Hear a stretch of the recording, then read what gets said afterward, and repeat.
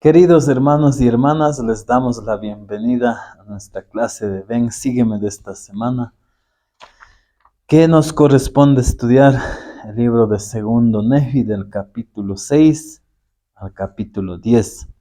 Entonces las fechas de estudio son desde el 19 al 25 de febrero. Entonces titula la clase, Oh, cuán grande es el plan de nuestro Dios.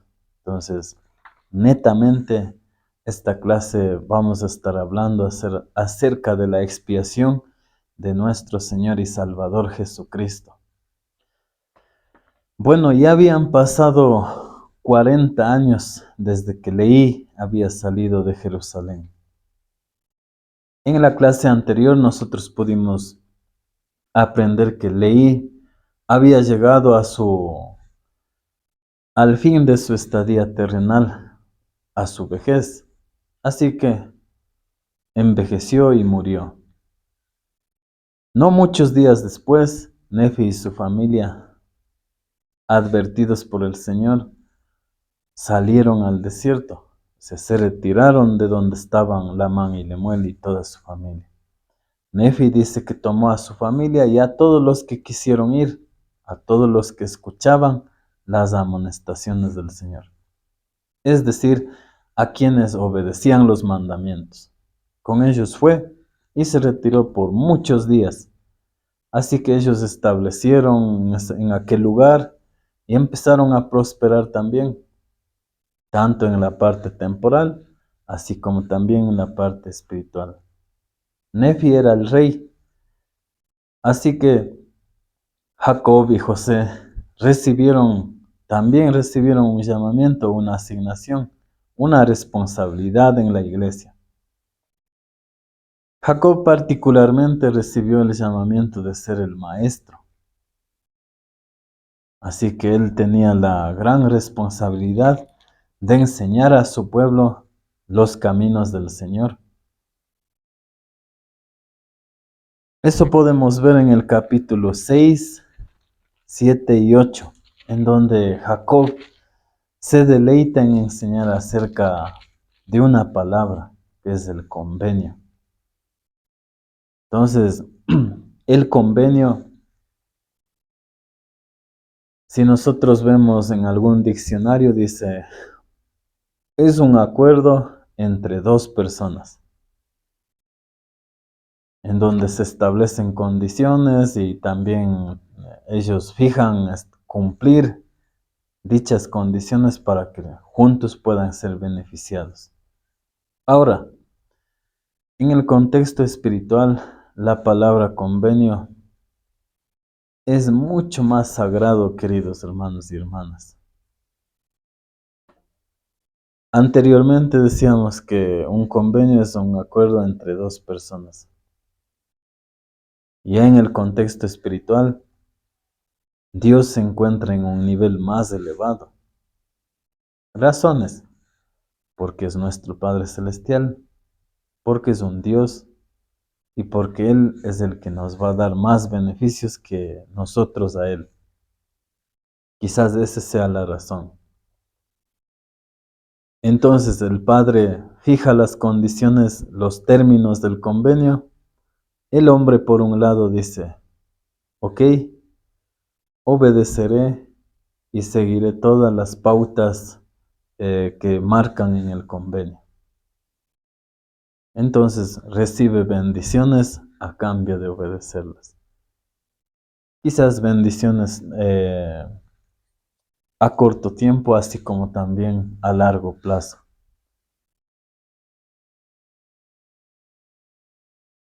Nuestro Padre Celestial hizo un convenio con el profeta Abraham. Eso podemos ver en el Antiguo Testamento, cuando él dijo, que en tu descendencia todas las familias serán benditas sobre la tierra. Hermanos y hermanas, estamos en esos días, en el cumplimiento de esa promesa que el Padre hizo. Con la restauración del Evangelio de Jesucristo, la autoridad y las llaves del sacerdocio han sido restauradas. José Smith lo recibió de manos de Juan el Bautista.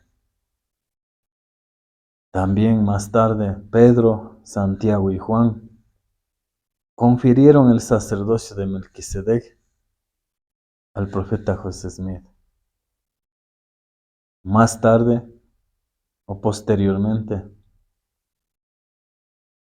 Elías el profeta entregó las llaves de hacer volver el corazón de los hijos a los padres y de los padres a los hijos.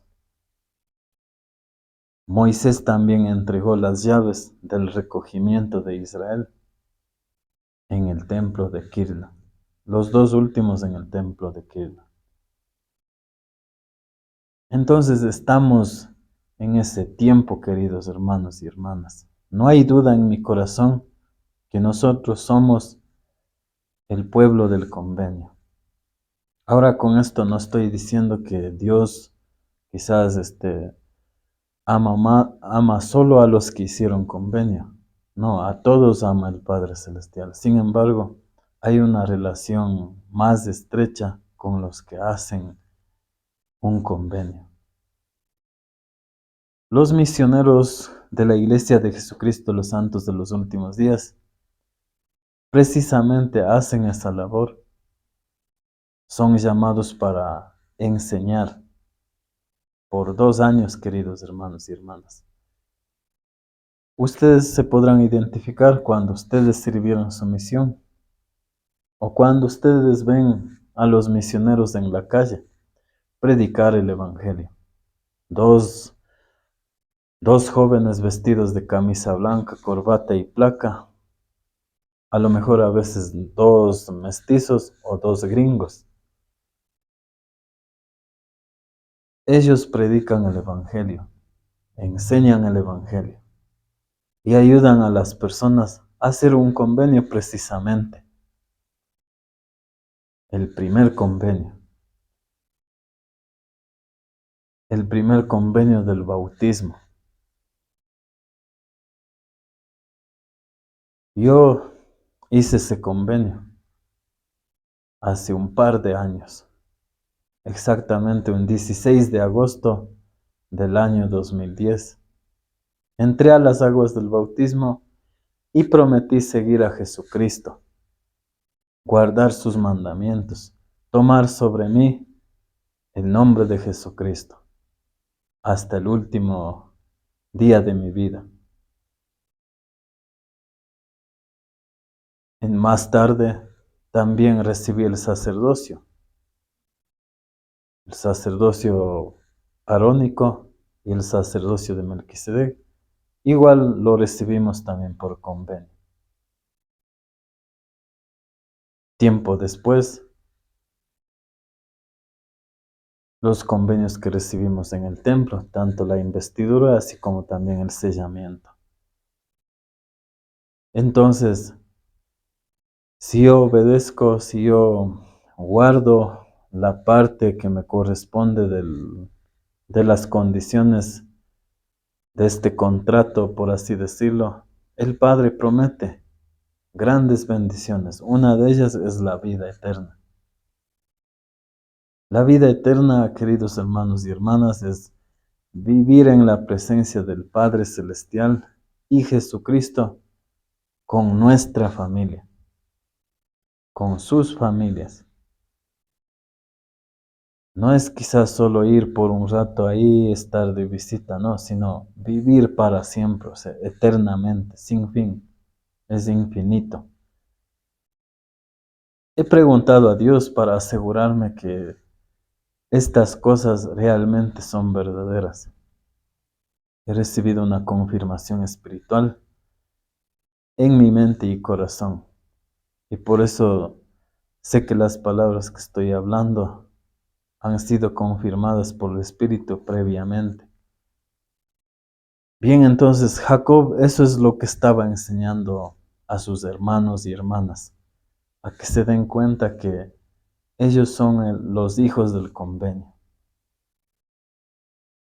Ahora estamos en ese mismo tiempo, en el recogimiento del pueblo de Israel. Y el libro de Mormón, queridos hermanos y hermanas, cumple ese papel fundamental en el recogimiento de los hijos de Israel.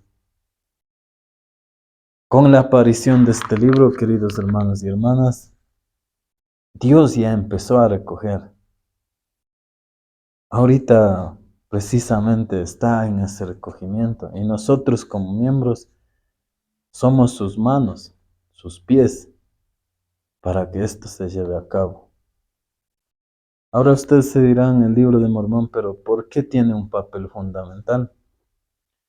Simplemente porque habla de Jesucristo, de los tratos que Él hizo con nuestros antiguos padres. Él prometió que todo aquel que obedezca regresaría a vivir en su presencia. No importa dónde viva. Incluso, dice Él, incluso de las islas del mar serán recogidos, serán traídos. Quizás no hace referencia al recogimiento físico, sino al recogimiento espiritual. Entonces, las personas pueden estar en las islas del mar, reciben el Evangelio, hacen un convenio y ya están siendo recogidos espiritualmente para que un día, cuando ellos ya pasen al otro lado del velo, puedan recibir esas bendiciones que tanto anhelaron de estar con sus familias en la presencia de Dios y Jesucristo. Y Jacob cita esas palabras de Isaías. Isaías tiene un lenguaje diferente al de los otros profetas para escribir su enseñanza. Entonces aquí nosotros en el capítulo 6, 7 y 8 vemos que hace referencia a los convenios, que hace referencia a Jesucristo, también al recogimiento de Israel. Estamos en ese tiempo. No va a ocurrir después, sino que ya estamos en ese tiempo. Tenemos la dicha de vivir en la restauración de la plenitud del Evangelio, en la dispensación del cumplimiento de los tiempos que muchos profetas anhelaron estar en este tiempo. Y he aquí grandes son las bendiciones que hemos visto, tanto en el aspecto espiritual como también a nivel tecnológico.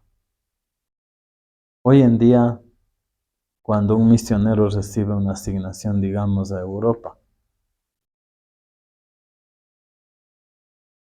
pues al cabo de unas horas ya está allá, mientras que en otros tiempos, en los tiempos antiguos, tenían que viajar meses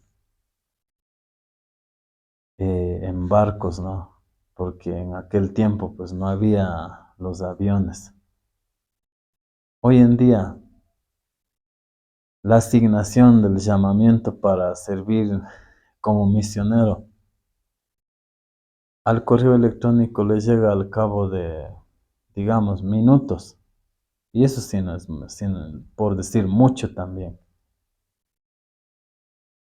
En aquellos tiempos, ustedes recordarán quienes sirvieron del año 2012 para hacia atrás, les llegaba un sobre que tardaba meses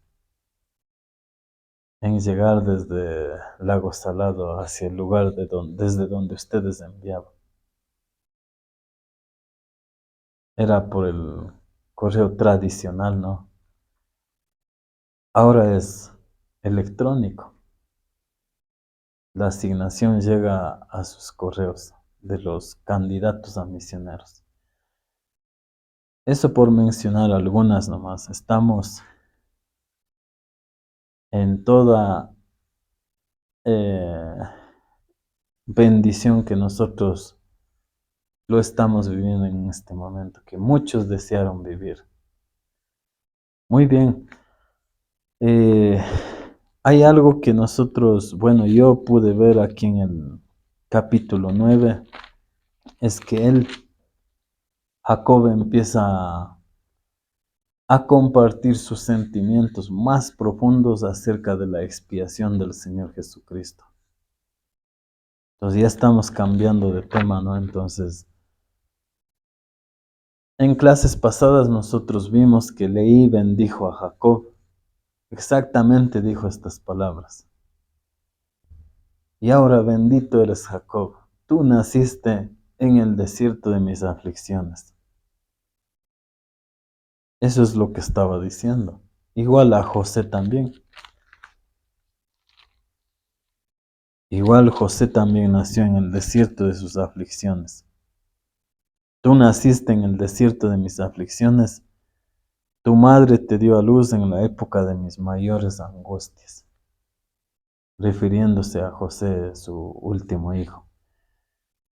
Jacob también nació durante el viaje, queridos hermanos y hermanas. Desde niño, este hombre Jacob había padecido quizás las más grandes aflicciones, tales como falta de alimento, comodidades no había tenido. Desde niño quizás tuvo que cargar las cosas del viaje, pasar bajo el sol, bajo la lluvia, y ver cómo Lamán y Lemuel no sostenían a sus líderes, es decir, a Lehi y a Nefi. Escuchar desde muy niño lo que murmuraban sus hermanos, y siendo los mayores. En ese sentido, Jacob había madurado espiritualmente a una edad temprana, porque al parecer Jacob siempre estaba cerca de Nefi. Y he aquí la enseñanza, queridos hermanos y hermanas. Cuando nosotros estemos cerca del Señor Jesucristo, que es nuestro hermano mayor, y cuando lo digo hermano mayor, digo porque a Él lo amo con total reverencia. Y si es que estoy siempre de su lado, Él me va a aconsejar. Cuando yo esté pasando por un momento de aflicción, Él me va a decir, tranquilo, todo va a salir bien. Me va a dar una palmadita en el hombro, o simplemente me va a dar la mano y me va a levantar. Entonces, como siempre estamos cerca de nuestro hermano mayor Jesucristo, Él nos va a fortalecer de tal modo que vamos a madurar espiritualmente. Y eso es lo que quizás Nefi hacía con su hermano Jacob.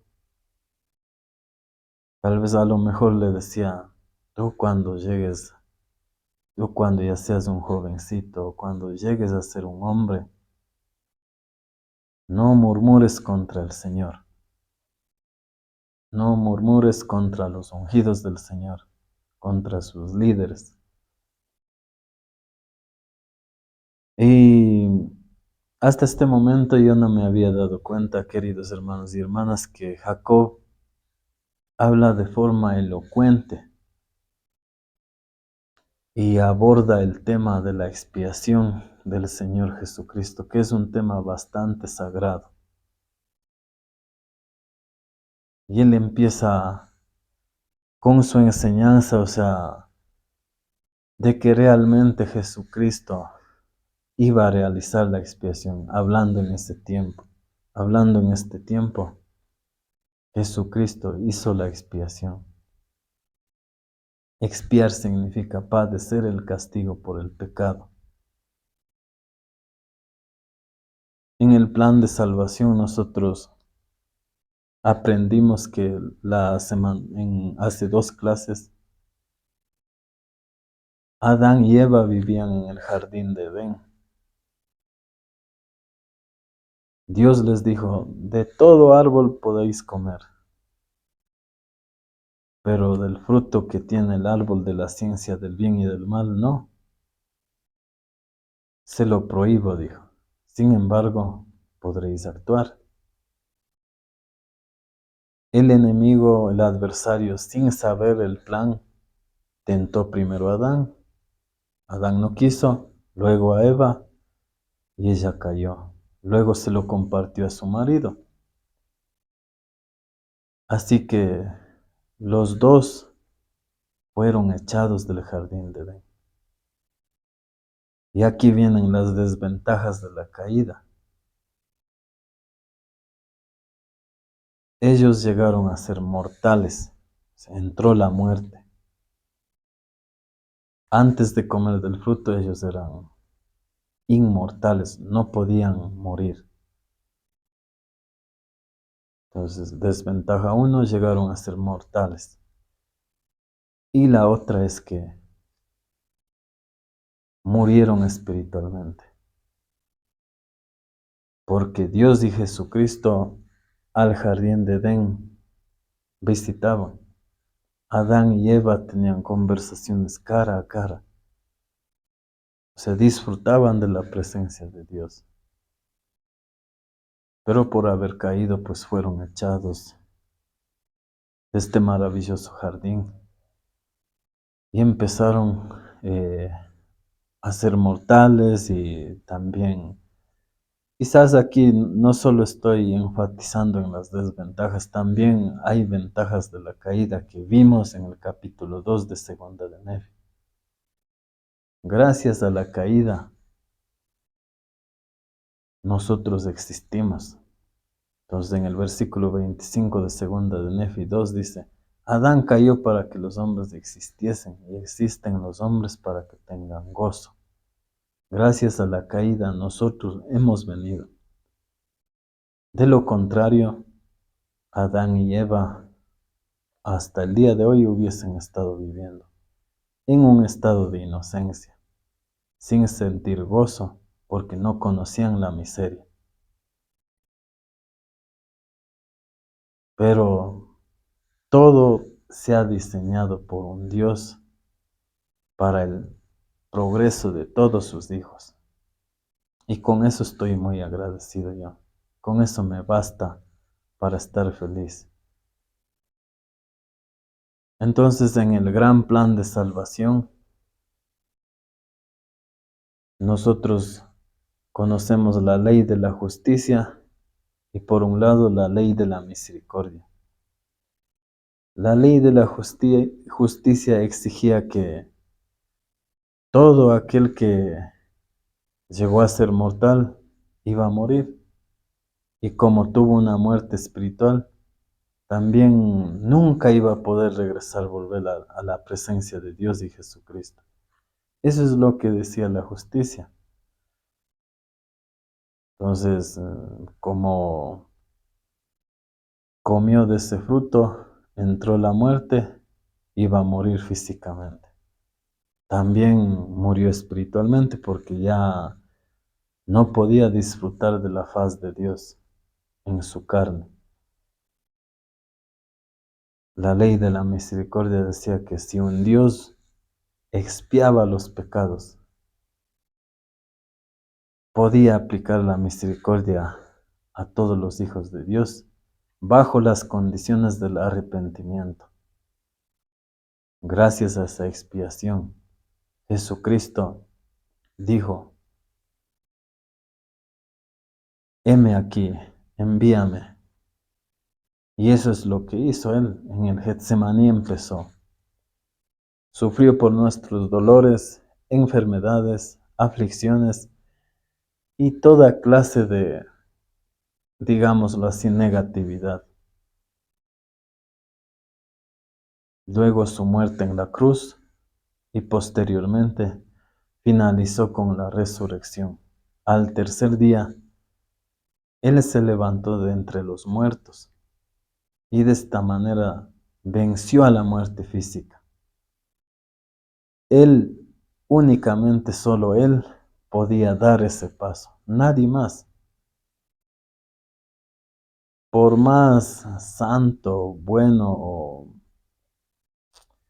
elocuente que sea, nadie podía hacer eso. Ni siquiera ni los profetas mismos, porque eran débiles, eran mortales. Tal vez a lo mejor alguien dijo, bueno, yo puedo dar mi vida, Y de hecho sí lo hicieron también, pero no podían volver a vivir. Y Jesucristo tenía ese poder sobre la muerte. Y gracias a su sacerdocio, Él se levantó de entre los muertos, llegando a ser las primicias de la resurrección. Sé realmente, hermanos, que todo hombre y toda mujer se levantará en el postrer día para arrodillarse y confesar que Jesús es el Cristo, el eterno Dios, tanto de vivos así como también de muertos, que Él es el Rey de Reyes. Y yo mismo también lo diré, porque gracias a eso un día venceremos la muerte física. Y eso es gratis para todos, sea bueno o sea malo, todos nos levantaremos. Que ni un solo pelo de la cabeza faltará, dice. Todo miembro, toda coyuntura será restablecido a su propia y perfecta forma, afirmó el profeta Alma.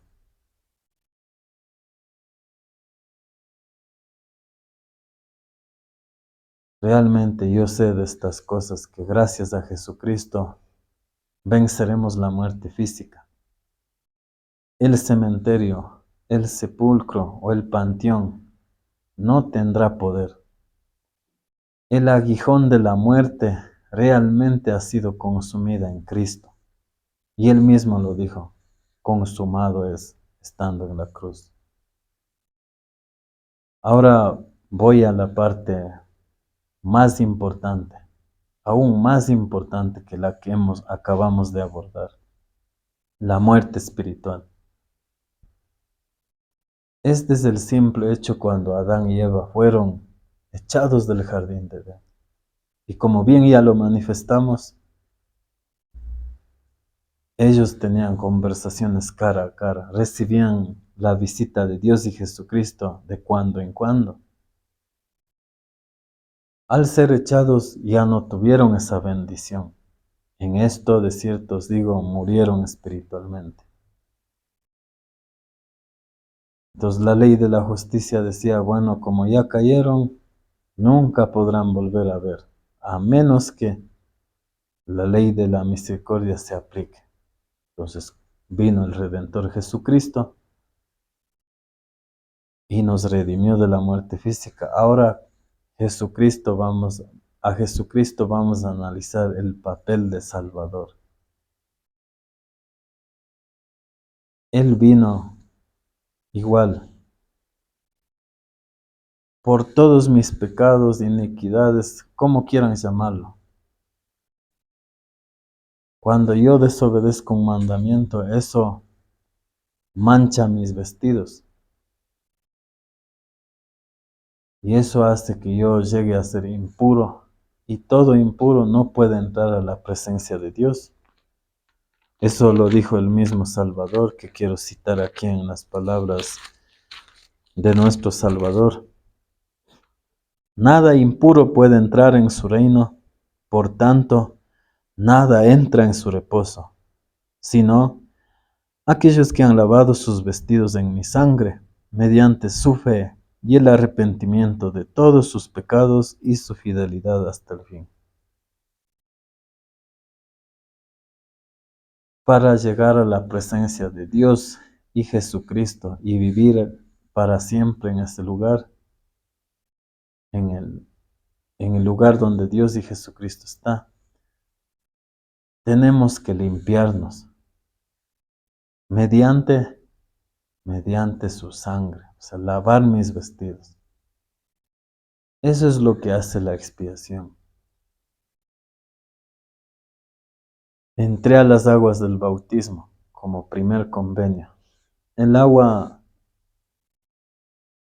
simplemente el agua no me lava, no me limpia, sino que es la sangre de Jesucristo. Es lo que Él expió en Getsemaní. Eso es lo que me limpia. Más de aquí esto es un símbolo. Entonces, en la senda de los convenios yo voy haciendo más convenios al recibir el sacerdocio, al recibir la investidura y el sellamiento. Entonces voy haciendo más tratos y voy limpiándome. Y aquí vamos a abordar el tema de la Santa Cena. Semanalmente nosotros vamos a la reunión sacramental y participamos del pan y el agua en memoria del Señor Jesús, es decir, en memoria de la expiación de Jesucristo, lo que hizo en Getsemaní,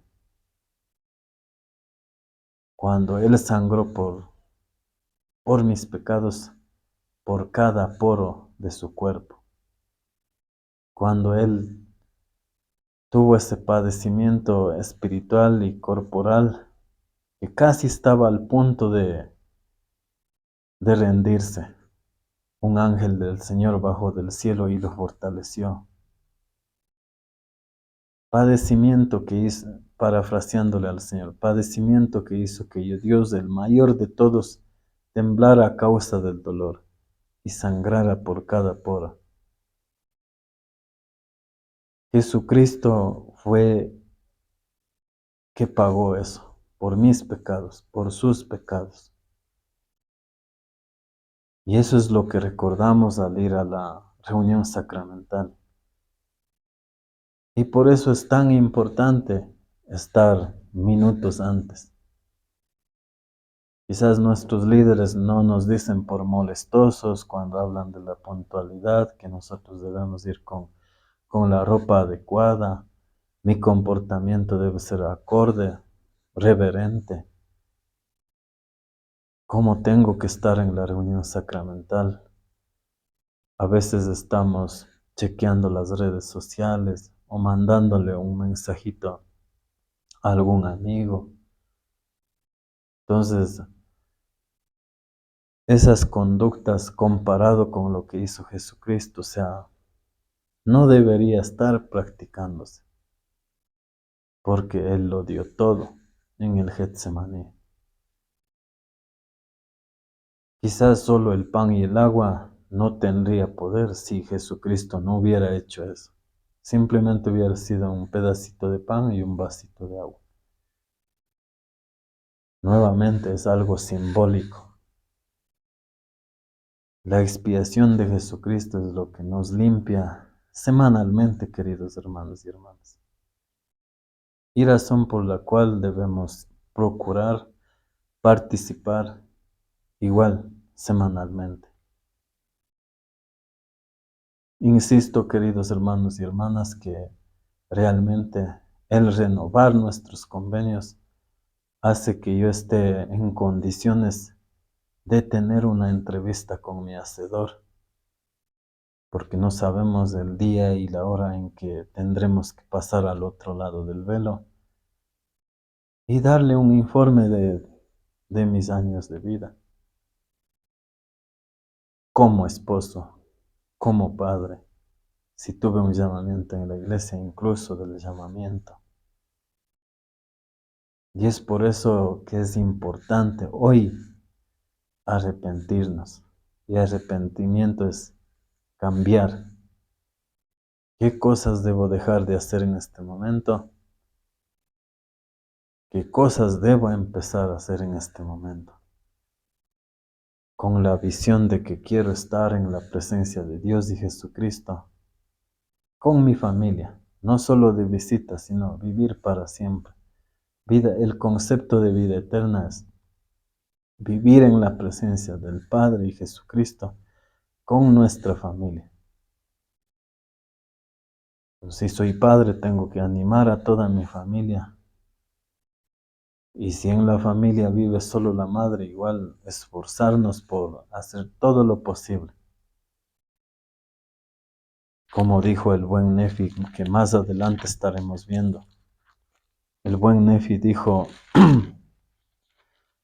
nosotros nos salvamos únicamente después de hacer cuanto podamos, después de hacer todo lo posible. Pues sabemos que es por la gracia por la que nos salvamos, después de hacer cuanto podamos. Entonces, si en esta familia está solo el padre, o en esta familia está solo la madre, y por acá está solo los hijos, entonces tenemos que hacer desde donde estemos, sea que yo viva cerca de la iglesia o muy lejos de la iglesia, pero hacer lo posible, lo que yo sé, lo que mis medios me permitan. Entonces, la gracia de Cristo hará el- la parte que falta completar. Entonces, tanto el que, digamos, entre comillas, el beneficiado y el que está lejos de la capilla, los dos tienen que esforzarse. Y los dos necesitamos de la gracia, pues sabemos que es por la gracia de Cristo es la que nos salvamos después de hacer cuanto podamos. Sé que Jesucristo hizo la expiación. Él es el unigénito del Padre, que fue escogido en la vida preterrenal. Él con toda la humildad posible dijo, heme aquí, envíame. Y nosotros sostuvimos en ese momento, sostuvimos en esa asignación a Él, de apoyarle cuando estemos en nuestra estadía terrenal, de seguir su ejemplo, de hacer todo lo posible, todo lo que mis medios me lo permitan. Entonces, Él descendió de donde Dios estaba, vino, tomó la forma de hombre y nos enseñó cómo vivir aquí, cómo convivir con los demás. Y lo más importante, nos enseñó cómo perseverar hasta el fin, frente a las adversidades que vivió en las últimas horas de su vida. Ahora nos sigue apoyando. Esta es su iglesia. Presidente Russell M. Nelson es el profeta de Dios. Sé que esta iglesia es guiada por el mismo Salvador, por medio de sus líderes, desde el profeta, quórum de los 12, los 70, autoridad general, la presidencia destaca y el obispado. Y todos los líderes oficiales de barrio, sé que son llamados por Dios. Invitamos, queridos hermanos y hermanas, para que puedan seguir estudiando sus escrituras, así como también su manual, para que puedan prepararse y puedan estar bien ante Dios. Y realmente sé que la expiación de Jesucristo puede reconfortar las almas sedientas y hambrientas y las almas afligidas. Lo ha hecho conmigo, lo ha hecho con ustedes y nos seguirá sosteniendo, fortaleciendo, reconfortándonos. En el nombre de Jesucristo, amén.